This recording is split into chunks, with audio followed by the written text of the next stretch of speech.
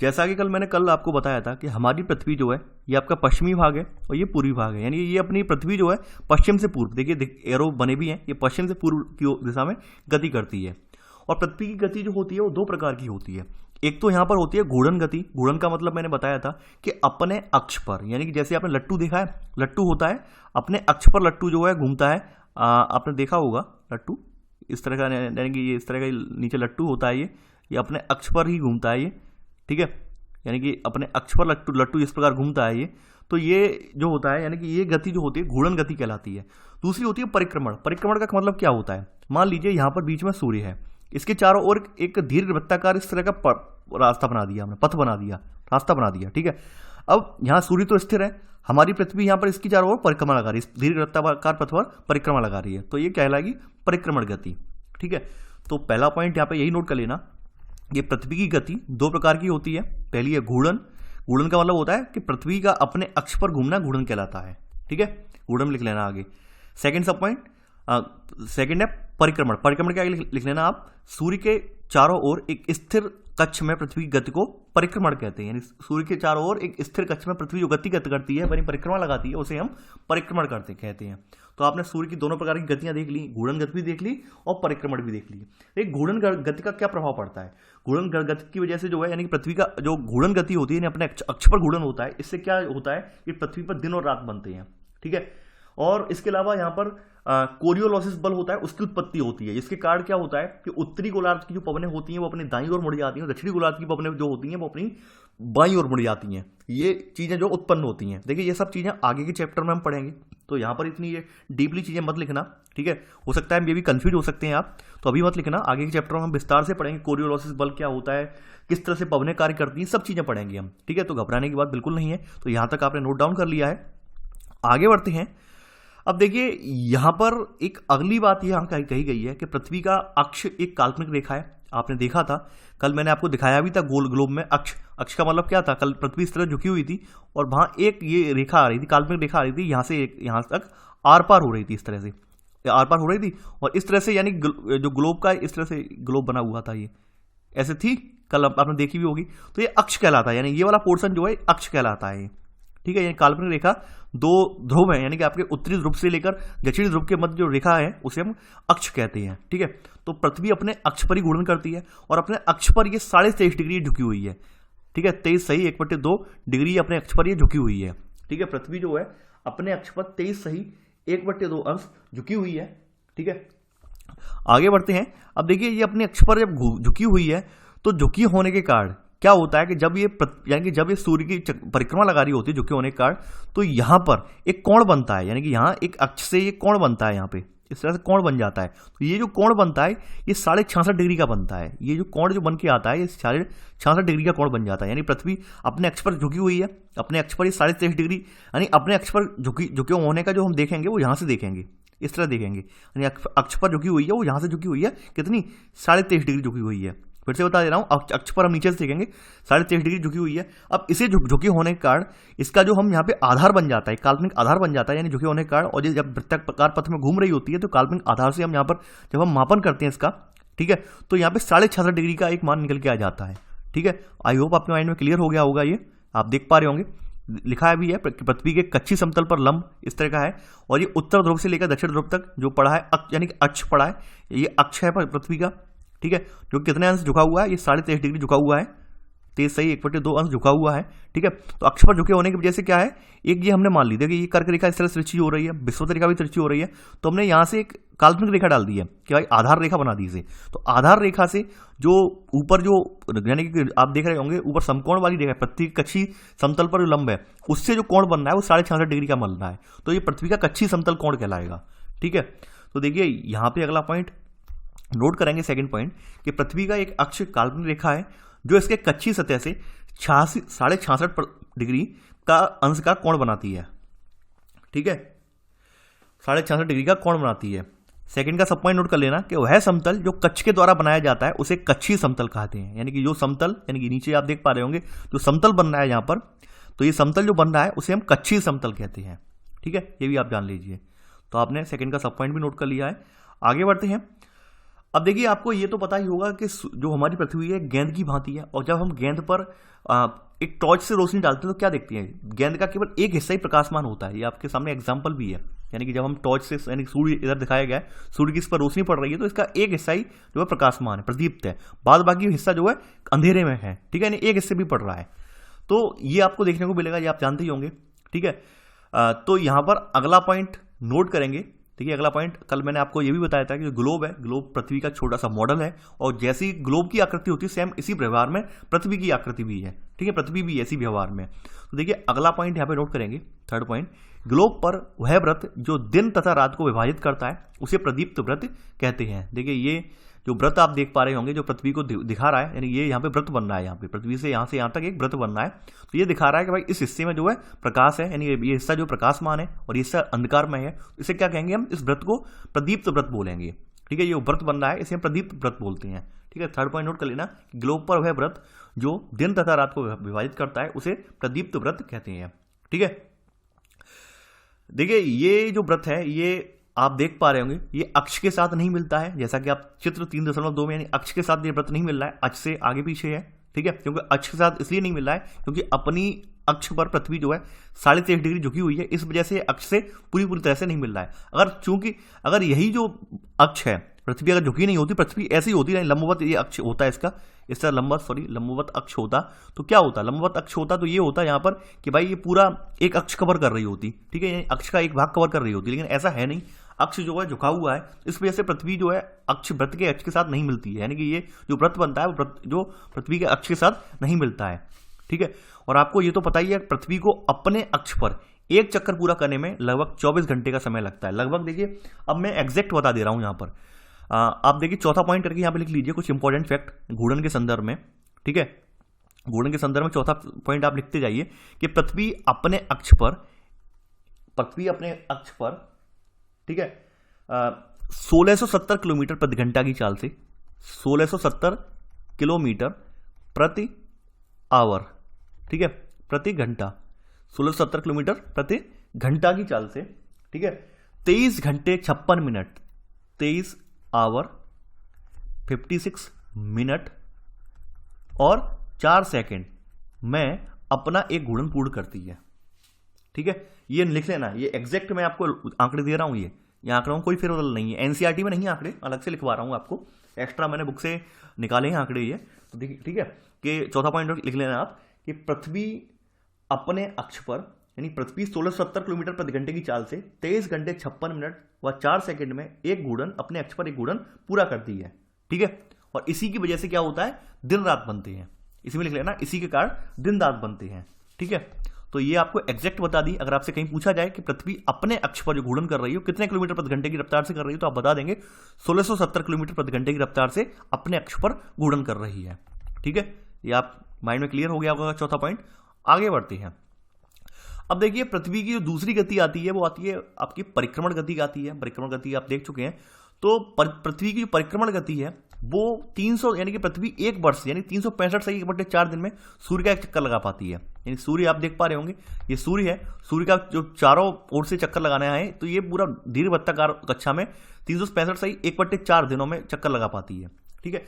अब चूंकि आपको मैं यहाँ पे फिर से मैथमेटिकली रूप से बता रहा हूं, दिन एक दिन कितने का होता है, एक दिन होता है 24 घंटे का, 24 घंटे का एक दिन होता है, ठीक है, 24 घंटे में आपका एक दिन होता है। अब 24 घंटे का 1/4 जब हम करेंगे तो 1/4 क्या निकल के आएगा, यानी 24 गुणा 1/4 करेंगे तो यहाँ निकल के आएगा 6, यानी कि 6 घंटे, ठीक है। यानी कि 365 दिन 6 घंटे में पृथ्वी का जो है सूर्य का पूरा एक चक्कर लगा पाती है। कहने का मतलब आप समझ गए होंगे कि 365 दिन और 6 घंटे में, 365 दिन और 6 घंटे में जो पृथ्वी है वो सूर्य का एक चक्कर लगा पाती है। तो 6 घंटे का टाइम क्या होता है, हम लोग जोड़ते नहीं है, 6 घंटे का टाइम जोड़ते नहीं है। 6 घंटे का टाइम जो है हमने आगे चलकर प्रत्येक 4 वर्ष पे जोड़ देते हैं, ठीक है। प्रत्येक 4 वर्ष पर जोड़कर एक दिन बन जाता है पूरा। जैसे मान लीजिए फॉर एग्जांपल सन 2000 से लेकर, यानी 2001 से लेकर 2001 में एक में था 6 घंटे का टाइम, 2 में था, ठीक है, 3 में था, और फिर हमने 2004 में जाकर यहां पर इन तीनों का, यानी इन तीनों का क्या हो गया, 6 दूनी 12 36 18, और 2004 का हो गया 6 घंटे। इन तीनों का मिला के 2004 में हमने एक दिन यहां पे बढ़ा दिया, यानी कि 2004 की फरवरी जो होगी वो लीप ईयर वाली फरवरी होगी, ठीक है। यानी कि फरवरी में 28 की जगह यहां पर 29 दिन होंगे, ठीक है, क्योंकि हमने इन चारों में का जो 6-6 घंटे का टाइम था यहाँ पे एडजस्ट कर दिया है, तो इसलिए यहाँ पे हम फरवरी में 29 दिन रखेंगे, इसे लीप ईयर बोलेंगे हम। ठीक है, तो यही कार्ड है कि हर 4 साल बाद एक लीप ईयर आता है, हर 4 साल में। ठीक है, तो आप यहाँ पे आप नोट करते जाएंगे, आप पॉइंट टू द पॉइंट। यहाँ पे आपने 4 पॉइंट लिख लिए, 5वां पॉइंट लिखेंगे। पृथ्वी 1 वर्ष या 365 सही 1/4 दिन में सूर्य का एक चक्कर लगाती है। ठीक है, सूर्य का एक चक्कर लगाती है, ये नोट कर लेना, पृथ्वी 1 वर्ष लगाती है। हम लोग यानी कि इसमें 300 यानी कि इसमें लिख लेना चक्कर लगाती है। हम लोग 1 वर्ष 365 दिन को मानते हैं तथा सुविधा के लिए 6 घंटे को इसमें नहीं जोड़ते। ये लिख लेना पूरी लाइन 5वां पॉइंट में कि पृथ्वी 1 वर्ष या 365 से 1/4 में सूर्य का एक चक्कर पूरा चक्कर लगाती है। हम लोग 1 वर्ष 365 दिन का मानते हैं तथा सुविधा के लिए 6 घंटे को इसमें नहीं जोड़ते। ठीक है, ये 5वां पॉइंट लिख लेना। आगे बढ़ते हैं। इसी में नोट कर लेना कि 4 वर्षों में प्रत्येक वर्ष के बचे हुए 6 घंटे मिलाकर एक दिन यानी 24 घंटे के बराबर हो जाते हैं। ये 5वें का पहला सब पॉइंट है। ठीक है, तो ऐसे क्या करते हैं, ऐसे करके यहां पर फरवरी यानी कि इसमें लिख लेना, अगला सब पॉइंट लिख लेना, सेकंड सब पॉइंट, ऐसे करके नहीं ऐसे लिख लेना कि फरवरी के एक अतिरिक्त दिन जो है वो नहीं कि अतिरिक्त दिन को फरवरी के महीने में जोड़ दिया जाता है और लीप ईयर वाली फरवरी होती है वो 29 दिन की हो जाती है। ठीक है, लिख लेना आप कि अतिरिक्त दिन को प्रत्येक चौथे वर्ष फरवरी माह में जोड़ दिया जाता है। ठीक है, जोड़ दिया जाता है। ऐसे करके जो लीप ईयर वाला साल होता है वो 366 दिन का कहलाता है, 366 दिन का हो जाता है। ठीक है, तो ऐसा वर्ष जिसमें 366 दिन होते हैं उसे लीप वर्ष कहा जाता है। ठीक है, ये लिख लेना आप सेकंड सब पॉइंट, यानी कि जो आपका बचा हुआ यानी अतिरिक्त दिन को फरवरी के महीने में यानी फरवरी में जोड़ दिया जाता है। ठीक है, तो फरवरी में जोड़ने पर क्या होता है 28 से 29 दिन हो जाते हैं। तो ऐसे जो टोटल वर्ष है, पूरा वर्ष जो बनता है जिसमें 366 दिन होते हैं, तो वो क्या कहलाता है, वो लीप वर्ष कहलाता है। ठीक है, ये बात आप जानते ही होंगे। आगे बढ़ते हैं आप। अब देखिए यहां पर बात करते हैं, यहां पर देखिए यहां पर एक चित्र आपके सामने है, आपको थोड़ा चित्र यहां पे देखिए बना लीजिए अपने कॉपी पर तो ज्यादा बेहतर रहेगा।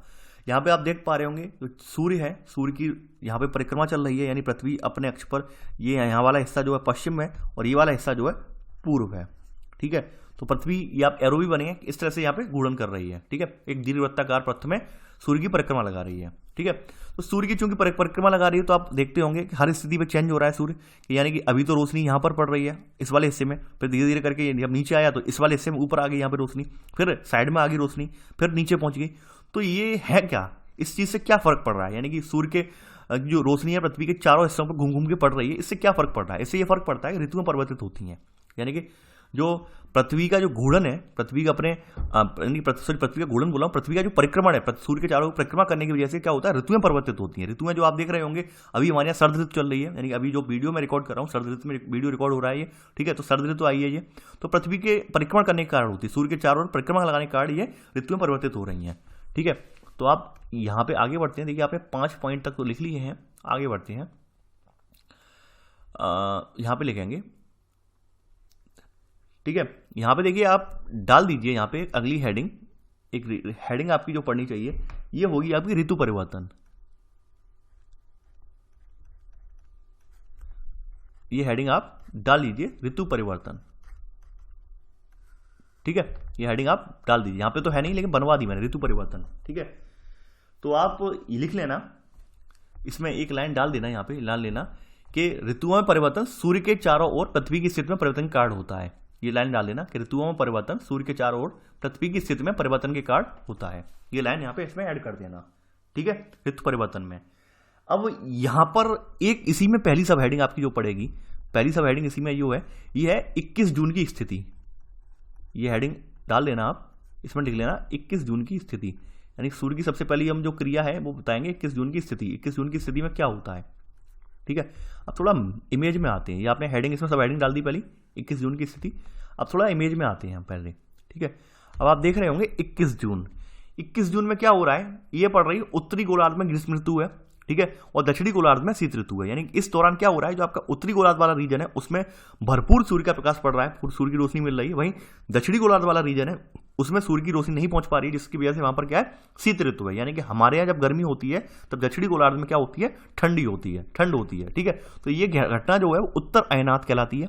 ठीक है, और 21 जून को पृथ्वी की जो कर्क रेखा है, आपकी जो कर्क रेखा है 23.5 डिग्री, जो कर्क रेखा है, ये वाली रेखा जो है 23 सही 1/2 उत्तरी रेखा जिसे हम बोलते हैं, कर्क रेखा जिसे बोलते हैं, इस पर दिन और रात जो होते हैं बराबर होते हैं और सूर्य का प्रकाश यहाँ पर लंबवत पड़ रहा होता है। यानी 21 जून वाले दिन यहाँ पे दिन और रात बराबर होते हैं और सूर्य का प्रकाश कर्क रेखा पर उस दिन लंबवत पड़ रहा होता है। ठीक है, तो यहाँ पर अब देखिए इसमें थोड़ा नोट कर लेते हैं, यानी कि आपने 21 जून की स्थिति डाल ली है हेडिंग, इसमें थोड़ा नोट कर लेते हैं।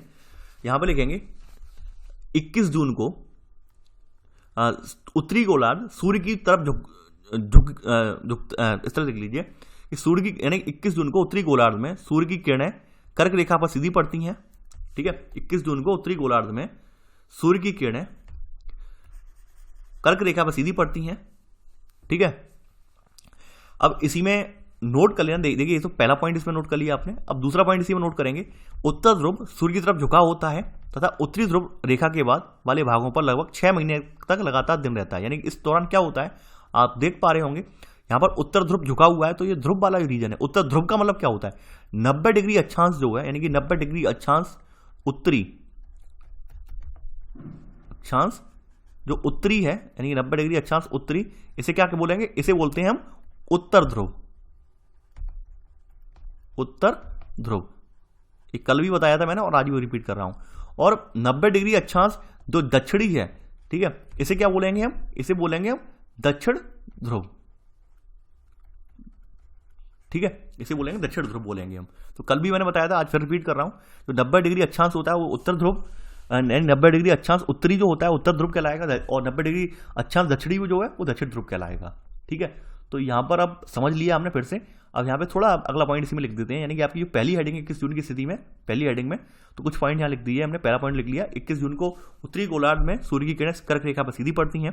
ठीक है, सेकंड पॉइंट, उत्तर ध्रुव सूर्य की तरफ झुकाव होता है तथा उत्तरी ध्रुव रेखा के बाद वाले भागों पर लगभग 6 महीने तक लगातार दिन रहता है। क्योंकि यहाँ पर जो उत्तर ध्रुव है उसकी ओर झुक गया है, तो आप यहाँ पर देखेंगे कि यहाँ पर 6 महीने का दिन ही दिन होगा, यानी कि 6 महीने तक यहाँ पे रात होती नहीं है, यहाँ पे 6 महीने तक दिन ही दिन होता है। वहीं इसके अपोजिट में दक्षिणी गोलार्ध में क्या होता है, यहाँ 6 महीने तक, यानी 6 महीने तक यहाँ पे रात बनी रहती है। 6 महीने तक यहाँ पे दिन के दर्शन नहीं होते, सूर्य के प्रकाश दर्शन नहीं होते, 6 महीने तक यहाँ पर रात बनी रहती है।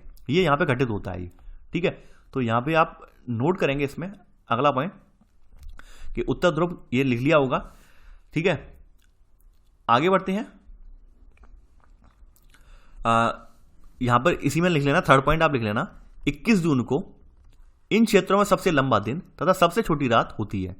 ठीक है, यानी इन क्षेत्र से मतलब उत्तरी गोलार्ध वाले क्षेत्र में सबसे लंबा दिन होता है। देखिए इसमें सब पॉइंट यहां पे थर्ड पॉइंट ही बना दीजिए, 21 जून को इन क्षेत्रों में सबसे लंबा दिन तथा सबसे छोटी रात होती है। पृथ्वी की इस अवस्था को उत्तर अयनात कहते हैं। पृथ्वी की इस अवस्था को क्या कहते हैं, उत्तर अयनात कहते हैं। ठीक है, आगे बढ़ते हैं।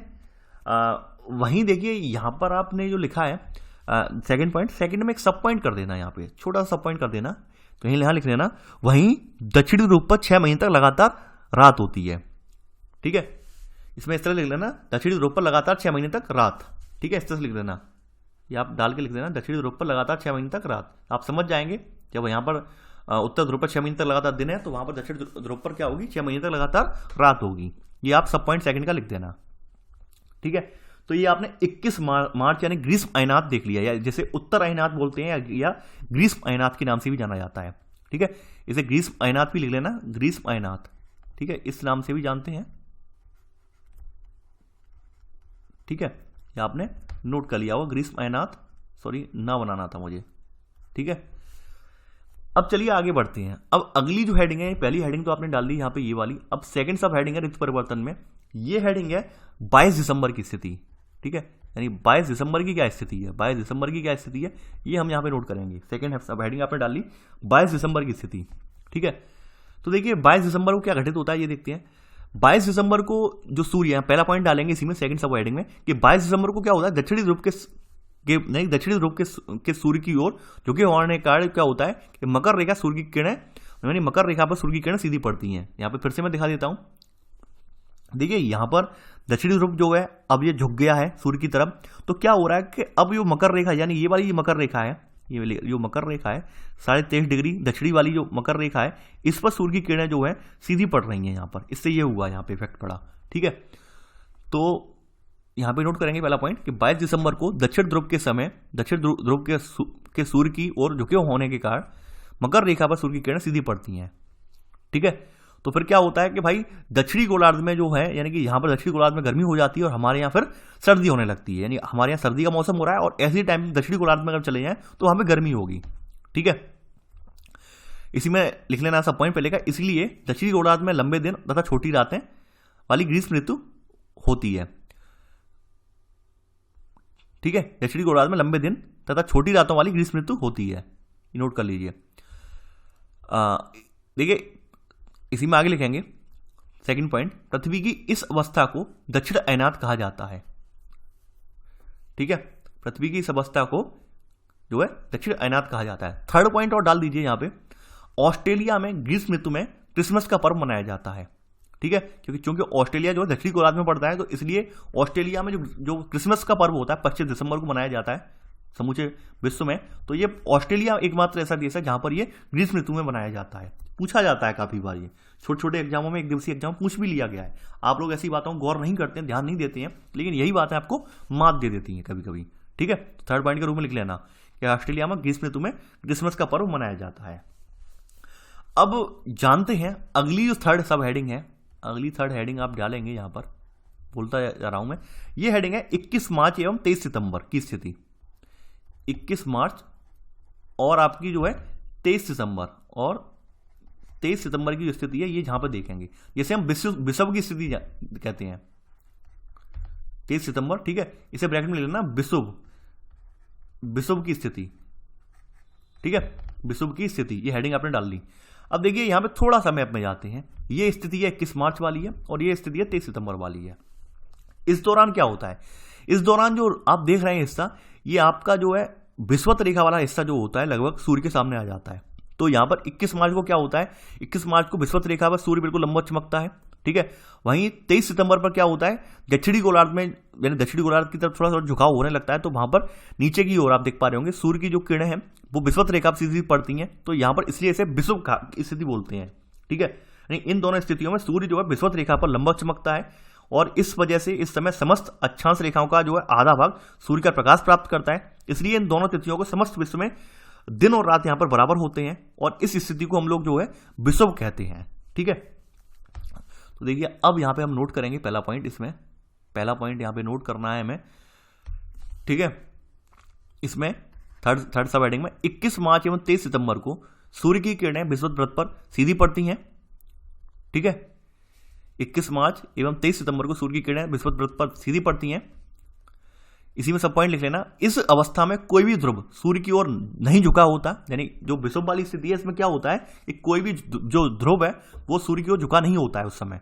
ठीक है, इसलिए पूरी पृथ्वी पर क्या होता है, दिन रात बराबर होते हैं, इसलिए पूरी पृथ्वी पर दिन रात बराबर होते हैं, इसे विषुव कहा जाता है। यानी इस स्थिति को क्या कहते हैं, हम विषुव कहते हैं। ठीक है, अब देखिए इसका कुछ साइड यानी इसके भी कुछ परिणाम होते हैं। इसके परिणाम ये होते हैं कि 23 सितंबर को उत्तरी गोलार्ध में क्या होता है, 23 सितंबर को उत्तरी गोलार्ध में होता है, इसमें शरद ऋतु आ जाती है। वहीं दक्षिणी गोलार्ध में 23 सितंबर को क्या होता है, बसंत ऋतु होती है। 21 मार्च को हमारे यहाँ उत्तरी गोलार्ध में विपरीत होता है, उत्तरी गोलार्ध में हमारे यहाँ बसंत ऋतु स्टार्ट होती है, वहीं शरद ऋतु कहाँ, वहीं दक्षिणी गोलार्ध में इस तारीख से शरद ऋतु स्टार्ट हो जाती है। ये यहाँ पे देखने को मिलता है। ठीक है, तो सेकेंड पॉइंट नोट करेंगे हम इस तरह से 23 सितंबर को। ठीक है, इसमें लिख लेना उत्तरी गोलार्ध में, उत्तरी लिख के गोलार्ध बना के लिख देना। उत्तरी गोलार्ध में क्या होगी, शरद ऋतु। उत्तरी गोलार्ध में डैश लगा के शरद ऋतु। ठीक है, इसी में लिख देना सब पॉइंट, यानी इसी में दक्षिणी गोलार्ध में क्या होगी, बसंत ऋतु। ठीक है, यहां पे लिख देना डैश लगा बसंत ऋतु। ठीक है, ये सेकंड पॉइंट है। थर्ड पॉइंट यहां लिख लेना 21 मार्च को डैश लगा के उत्तरी गोलार्ध में बसंत ऋतु और दक्षिणी गोलार्ध में शरद ऋतु होती है। ठीक है, तो आप समझ गए होंगे। विषुव वाली स्थिति में एक बात स्पष्ट अपने माइंड में रखना कि इस समय कोई भी ध्रुव जो है वो पृथ्वी यानी कि कोई भी ध्रुव जो होता है सूर्य की ओर झुका नहीं होता है, इसलिए पूरी पृथ्वी पर क्या होते हैं, दिन रात समान होते हैं 21 मार्च और 23 सितंबर को। तो इस स्थिति को क्या कहते हैं, विषुव कहते हैं। क्योंकि विषुवत रेखा पर जो किरणें हैं सूर्य की सीधी पड़ रही होती हैं, तो इस स्थिति को क्या नाम दिया गया है, विषुव स्थिति नाम दिया गया है। ठीक है, तो आई होप आपके माइंड में चीजें क्लियर हो गई होंगी। ठीक है, तो आपके माइंड में चीजें क्लियर हो गई होंगी आई होप। इसके अलावा आप लोग जो हैं चैनल के जो मैंने डिस्क्रिप्शन बॉक्स में भी वीडियो का लिंक दे दिया है, एमसीक्यू का लिंक दे दिया है एमसीक्यू वाले वीडियो का, तो आप एमसीक्यू वाला वीडियो जाके जरूर देखें। ठीक है, और आप ये तो पता लगाएं कि भाई हमने इस चैप्टर से कितना सीखा, कितने अच्छे नोट्स बनाए हैं। ठीक है, तभी आप कुछ कर पाएंगे। तो इस तत्काल जाकर यहाँ पे आई बटन में भी मैंने लिंक दे दिया है इस वीडियो का, इसके अलावा डिस्क्रिप्शन बॉक्स में भी मैंने लिंक दे दिया है उस वीडियो का, तो आप उस वीडियो पर जाके एमसीक्यू वाली वीडियो पर जाके वीडियो जरूर देखें। इसके अलावा इस वीडियो को लाइक शेयर करना ना भूलें। देखिए आप लोग जो है अभी तो आपको ज्यादा से ज्यादा लाइक शेयर करना चाहिए, क्योंकि यूपीएससी वाले एग्जाम के लिए नहीं, अभी तो आपके हाल में यूपी टेट का एग्जाम आ रहा है, सी टेट के एग्जाम आ रहे हैं, और भी बहुत सारे एग्जाम जो है, यानी कि अभी आपका शायद एनटीपीसी का भी, आरआरबी एनटीपीसी का भी एग्जाम है, तो काफी सारे लोगों के लिए लाभदायक है। केवल यूपीएससी के लिए तो है ही है। ठीक है, इसके अलावा तमाम एग्जाम के लिए लाभदायक है, तो आप इस वीडियो को ज्यादा लाइक शेयर जरूर करें। ठीक है, तो चलिए आज के लिए बस इतना ही। Thanks for watching. जय हिंद।